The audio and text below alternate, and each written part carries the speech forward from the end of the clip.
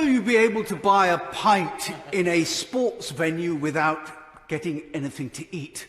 But if you order a pint in a pub, you'll have to have a substantial meal. I'll leave that hanging as the great existential question of the day. Madam Deputy Speaker, suppression in anticipation of vaccination is the reason for these measures before us today. But people have been writing to me for months, terrified that a vaccine will be compulsory. And I've responded by saying, don't be so absolutely ridiculous. It could never possibly happen. We're a Conservative government, after all. And now we discover that a vaccination may be a passport to the acquisition of your civil liberties, and without which you will have all sorts of things that you would be able to do denied to you.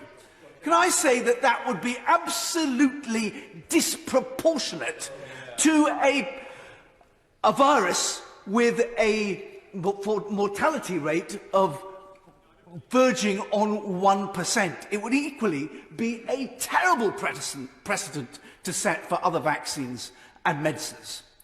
So I hope that we can get away from that. The way to persuade people to have a vaccine is, of course, to line up the entire government and its ministers and their loved ones and let them take it first, and then get all the lovies, the icons of popular culture, out on the airwaves singing its praises. To have any kind of suggestion of coercion absolutely feeds the conspiracy theory that we are being cowed and our liberties being taken away. I'm extremely grateful to him for giving way.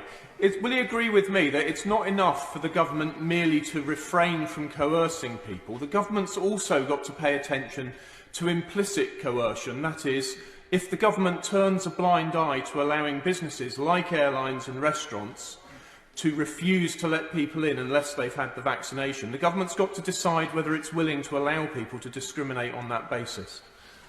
Discrimination. It would be vaccinationism, which we must, of course, resist.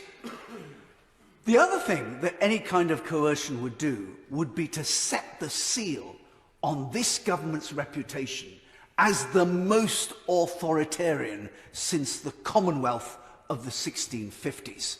But it is as nothing to the enthusiasm that we've seen from the front bench opposite for even more coercive and restrictive measures.